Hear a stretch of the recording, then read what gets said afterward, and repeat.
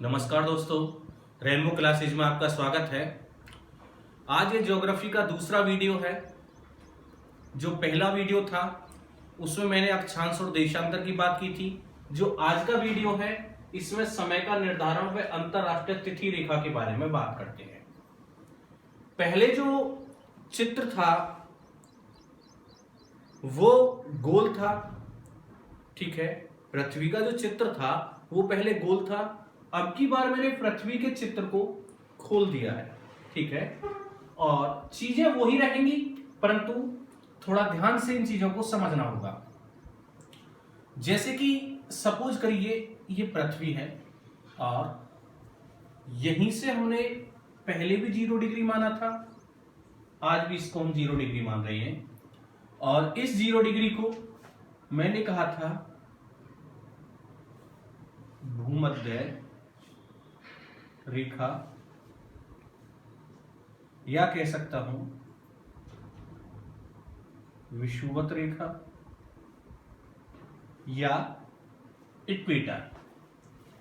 जो 0 डिग्री के ऊपर का क्षेत्र है उसे मैं कहूंगा उत्तरी गोलार्ध, और जो नीचे का क्षेत्र है उसे कहूंगा मैं दक्षिणी गोलार्ध। एक लाइन इसके बीचों बीच से यहां से मैंने खींच दी और ये भी 0 डिग्री है। इस 0 डिग्री को मैं कहूंगा प्रधान याम उत्तर रेखा। क्या कहूंगा भाई? प्रधान याम उत्तर रेखा। अगर मैं अक्षांश रेखाओं की बात करता हूं तो 179, और अगर मैं अक्षांश की बात करता हूं तो 181। ये जो रहेगा ये 180 डिग्री रहेगा, और इधर भी ये आपका 180 डिग्री रहेगा, और ये जब मुड़ जाएगा तो 180 डिग्री एक ही रहेगा। इस 180 डिग्री को मैं क्या कहूंगा? अंतरराष्ट्रीय तिथि रेखा। अंतरराष्ट्रीय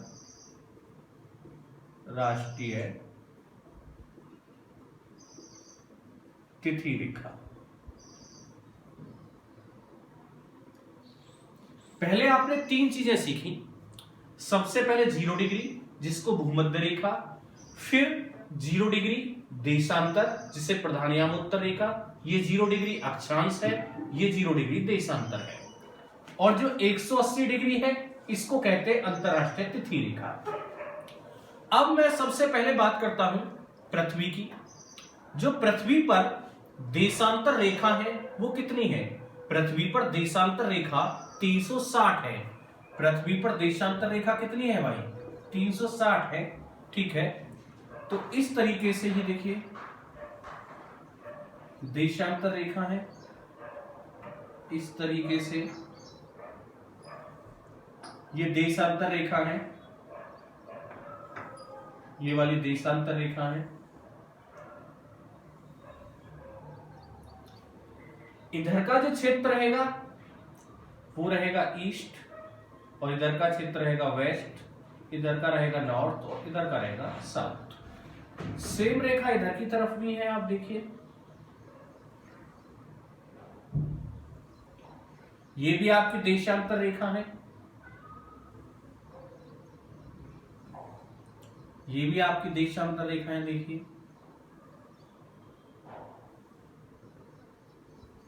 इस तरीके से ये भी आपकी देशांतर रेखा है और ये भी देशांतर रेखा है। ये कहेंगे ईस्ट वाली देशांतर रेखा है और ये वेस्ट वाली देशांतर रेखा है। और पृथ्वी जो है 360 डिग्री अपने अक्ष पर घूम जाती है, तो इस वजह से ये 360 डिग्री अक्षांश रेखा है। अगली मैं बात करता हूं कि 360 डिग्री पृथ्वी अपने अक्ष पर कितने समय में घूम जाती है, तो आप कहेंगे कि 360 डिग्री 24 घंटे में घूम जाती है। तो यहां पर आएगा आपका 15 डिग्री। तो आप कह सकते हैं 1 घंटा बराबर 15 डिग्री। जब आप कह रहे हैं कि 1 घंटा बराबर 15 डिग्री, अगर मैं कहूं कि 1 मिनट में पृथ्वी कितने डिग्री घूम जाती है, तो आप कहेंगे 15 डिग्री बराबर 1 मिनट। तो 1 मिनट में कितने सेकंड होते हैं भाई दोस्त? 60 सेकंड। तो 1 डिग्री बराबर 60/15 बराबर 4 मिनट। तो आप मेरे से कहेंगे कि 1 डिग्री 4 मिनट के बराबर है। 1 डिग्री कितने मिनट के बराबर है? 4 मिनट के बराबर है। यहीं से हमारा टाइम कैलकुलेशन होगा। वो किस तरीके से होगा? देखिए टाइम का कैलकुलेशन हमारा, अगर मैं समय ज्ञात करने के लिए देशांतर रेखाओं का अगर मैं डिग्री लेता हूं तो कह सकता हूं कि मैं समय ज्ञात कर सकता हूं। अगर सपोज करिए मैं पूरब की तरफ चलता हूं, तो कहूंगा समय क्या होगा? समय होगा प्लस। अगर मैं माइनस करना है मुझे समय को, तो किधर चलना होगा? पश्चिम चलना होगा। तो इधर समय होगा माइनस। जो 0 डिग्री है, अगर 0 डिग्री से पूरब की तरफ चलूंगा तो क्या होगा? समय प्लस होगा। अगर मैं पश्चिम की तरफ चलता हूं तो समय क्या होगा? माइनस होगा।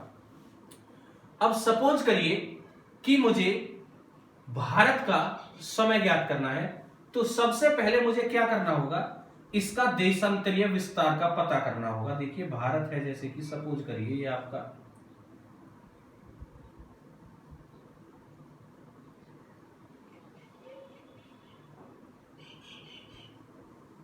ये देखिए भारत का मैप है। अगर आप देशांतर की बात करेंगे और इधर वाले देशांतर की बात करेंगे तो आप कहेंगे 68 डिग्री 4 मिनट पूर्वी देशांतर से, 97 डिग्री 25 मिनट पूर्वी देशांतर। भारत का क्या है? भारत का क्षेत्र है।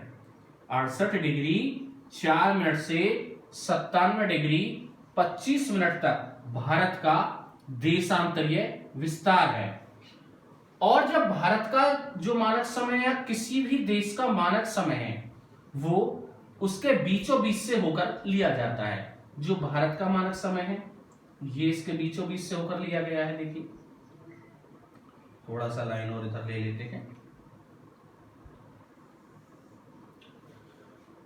जो भारत का मानक समय है वो बिल्कुल बीचों बीच से लिया गया है, और जो बीचों बीच से लिया गया है वो इलाहाबाद के पास नैनी नामक स्थान से लिया गया है।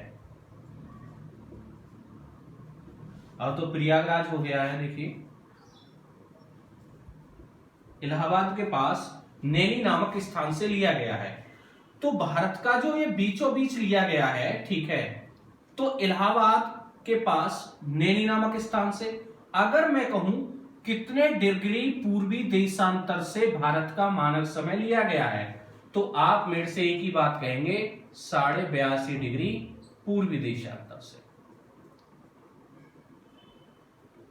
पूर्वी देशांतर से भारत का मानक समय लिया गया है। ठीक है, अगर मैं समय को निकालने की अगर बात करता हूं तो उसको देखिए किस तरीके से। अगर एक क्वेश्चन आता है कि भारत का मानक समय ग्रीनविच से कितना आगे है, तो आप कहेंगे ग्रीनविच से 5.5 घंटे आगे है। और विश्व का मानक समय कहां से लिया गया है? विश्व का मानक समय लिया गया है 0 डिग्री से। इलाहाबाद 0 डिग्री से लिया गया है। कहां पर? लंदन के ग्रीनविच से। जब लंदन के ग्रीनविच से 0 डिग्री लिया गया है और भारत का मानक समय ग्रीनविच से 5.5 घंटे आगे है, तो आप इसको कैलकुलेट कर सकते हैं क्या? जी कर सकते हैं। कैसे कर सकते हैं? अगर एक बात बताइए, 82.5 डिग्री आगे है, 1 डिग्री बराबर 4 मिनट होता है। 4 पंजे 20, 2 4 दूनी 8, 2 10, 1 8 चौक 32, 33। तो आप कहेंगे 330 मिनट आया मेरा जी। 330 मिनट आया। तो 1 घंटे में कितने मिनट होते हैं? 60 का भाग कर दीजिए, तो कितना आया भाई? 5.5। तो अब आप कह सकते हैं कि भारत का मानक समय ग्रीनविच से 5.5 घंटे आगे है। ठीक, अगर कोई देश सपोज करिए 90 डिग्री पूर्वी देशांतर पर है तो ग्रीनविच से उसका समय कितना आगे होगा? अगर वो 90 डिग्री पूर्वी देशांतर पर है, मान लीजिए 90 डिग्री है और पूर्वी देशांतर पर है, 1 डिग्री बराबर 4 मिनट, तो 90 डिग्री बराबर 360 मिनट। 360 मिनट के अगर मैं घंटे बना दूं तो कितने घंटे हो गए? 6 घंटे हो गए। तो आप कह सकते हैं कि जो 90 डिग्री पर जो भी देश है उसका जो समय है ग्रीनविच से 6 घंटे आगे है। तो आगे का समय तो इस तरीके से हो गया पूरब की तरफ। अब अगर मैं पश्चिम की तरफ बात करता हूं, सपोज करिए कोई देश 30 डिग्री पश्चिम में है, सपोज करिए कोई देश 30 डिग्री पश्चिम में है, तो ग्रीनविच से उसका समय कितने पीछे होगा? देखिए अगर 30 डिग्री है, ठीक है, 1 डिग्री बराबर कितना मिनट हो गया? 1 डिग्री बराबर 4 मिनट, तो 120 मिनट, घंटे बना दो 2 घंटे। तो आप कह सकते हैं कि अगर ग्रीनविच पर 12 बज रहे हैं, अगर वो 2 घंटे पीछे जाएगा समय, ठीक है, तो कितना हो जाएगा आपका? 10 बजेंगे। वहां पर कितने बजेंगे? 10 बजेंगे, क्योंकि ये 30 डिग्री वेस्ट में है। तो मेरा मानना है ईस्ट का मैटर और वेस्ट का मैटर जो है वो आपको लगभग लगभग समझ में आया होगा। चलिए आगे बात करते हैं।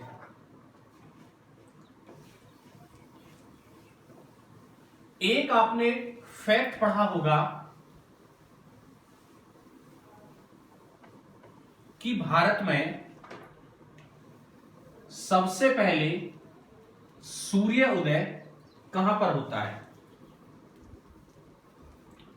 तो उत्तर होता है, देखिए, अरुणाचल प्रदेश। अरुणाचल प्रदेश, क्योंकि यह भारत का सबसे पूर्वी राज्य है। भाई एक बात बताइए, अरुणाचल प्रदेश में ही क्यों सबसे पहले सूर्योदय हो रहा है? पृथ्वी जो है, जो घूर्णन करती है, वो कैसे करती है? इस तरीके से, पश्चिम से पूरब की तरफ। सपोज करिए अगर सूर्य इधर से निकल रहा है, पूरब से निकल रहा है, और पृथ्वी का ये वाला हिस्सा, कहने का मतलब जो अरुणाचल वाला हिस्सा है, सबसे पहले आगे आएगा। जब पृथ्वी इस तरीके से घूम जाएगी तो सबसे बाद में जो हिस्सा आएगा वो कौन सा आएगा? गुजरात वाला आएगा, द्वारका का। एक क्वेश्चन आता है, अरुणाचल प्रदेश व गुजरात के बीच में, अरुणाचल प्रदेश व गुजरात के बीच में सूर्य उदय होने में कितने समय का अंतर है? तो देखिए वो है आपका 2 घंटे का। कितने का है भाई? 2 घंटे का अंतर है। 2 घंटे का कैसे अंतर है भाई? अगर 68 डिग्री से हम 97 की बात करते हैं, 97 डिग्री, 68 डिग्री 4 से 97 डिग्री 25 मिनट की, तो लगभग लगभग इनका डिफरेंस 30 डिग्री आता है भाई। अगर जब इनका डिफरेंस 30 डिग्री आता है, 1 डिग्री बराबर 4 मिनट, तो 30 डिग्री बराबर 120 मिनट। 120 मिनट, इसके घंटे बना दो, 60 का भाग, तो कितने आ गया भाई डिफरेंस? 2 घंटे आ गया।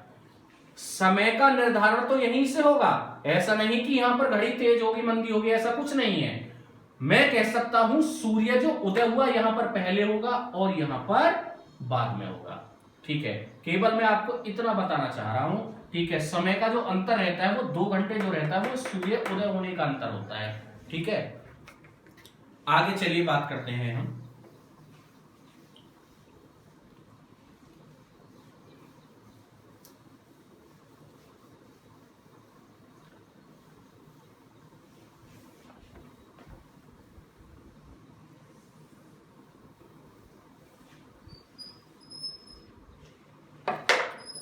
आगे बात करते हैं अंतरराष्ट्रीय तिथि रेखा की।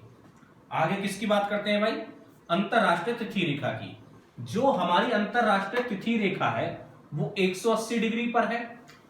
जो 180 डिग्री पर अंतरराष्ट्रीय तिथि रेखा है उसको आप इस तरीके से समझ सकते हैं कि अगर हम 180 डिग्री के पूरब की तरफ चलेंगे, 180 डिग्री के पूरब की तरफ चलेंगे तो हमें एक दिन कम गिनना होगा। अगर हम 180 डिग्री के पश्चिम चलेंगे तो हमें एक दिन एक्स्ट्रा गिनना होगा। सपोज करिए हम 180 डिग्री के पूरब में हैं, रविवार होगा, और 180 डिग्री के पश्चिम में आएंगे तो क्या दिन हो जाएगा? सोमवार हो जाएगा। अंतरराष्ट्रीय तिथि रेखा को जो माना गया है वो सन 1884 में वॉशिंगटन डीसी की बैठक के अनुसार इसको निर्धारित किया गया था सन 1884 में। उसके बाद में अगर हम अंतरराष्ट्रीय तिथि रेखा की बात करते हैं, अंतरराष्ट्रीय तिथि रेखा जो है ये 180 डिग्री पर है और आप इधर भी 180 देख रहे होंगे। तो ये वाला 180 और ये वाला 180 जब आपस में आकर के मिल जाएंगे तो ये 180 और ये 180 एक ही रेखा होगी, ना कि दो रेखा होंगी। ये तो मैंने आपको चित्र खोलकर दिखा रखा है, इस वजह से आपको 180 और 180 दो जगह दिखाई दे रही हैं। अगर हम बात करते हैं अंतरराष्ट्रीय तिथि रेखा की, क्या अंतरराष्ट्रीय तिथि रेखा एक सीधी रेखा है? नहीं, अंतरराष्ट्रीय तिथि रेखा विचलन करती है। क्या करती है भाई? विचलन करती है। हमारी अंतरराष्ट्रीय तिथि रेखा इस तरीके से देखा होगा आपने, विचलन करती है। इस तरीके से जो विचलन करती है, इसमें जो विचलन के पॉइंट है वो कितने हैं? इसमें विचलन के पॉइंट 8 हैं। ऐसा क्यों कहा गया कि अंतरराष्ट्रीय तिथि रेखा को विचलन करना पड़ा? अंतरराष्ट्रीय तिथि रेखा हमारी प्रशांत महासागर से होकर के गुजरती है। जो हमारी अंतरराष्ट्रीय तिथि रेखा प्रशांत महासागर के होकर गुजरती है, अब एक बात बताइए, उस पर कोई द्वीप आता है, अगर अंतरराष्ट्रीय तिथि रेखा के बीच में कोई द्वीप आ जाता है, ठीक है, तो आप उसके द्वीप के बीचों बीच से तो आप रेखा को गुजार नहीं सकते, नहीं तो दिक्कत आ जाएगी। अगर हमने किसी द्वीप के बीच से रेखा को गुजर दिया तो इधर वाले जो व्यक्ति हैं वो तो एक दिन पहले होंगे और इधर वाले व्यक्ति एक दिन बाद होंगे। यहां पर रविवार होगा, यहां सोमवार होगा, तो देशों में दिक्कत आ जाएगी, द्वीपों में दिक्कत आ जाएगी। इस वजह से जो रेखा को खींचा गया है वो बिल्कुल समुद्र से खींचा गया है और द्वीपों को बचाया गया है, जिसकी वजह से ये रेखा विचलन करती है। मेरा मानना है अंतरराष्ट्रीय तिथि रेखा के बारे में और समय के निर्धारण के बारे में आपको जानकारी मिली होगी। ठीक है दोस्तों, अगर ये वीडियो आपको अच्छा लगा हो तो चैनल को सब्सक्राइब करना, लाइक करना, शेयर करना। धन्यवाद।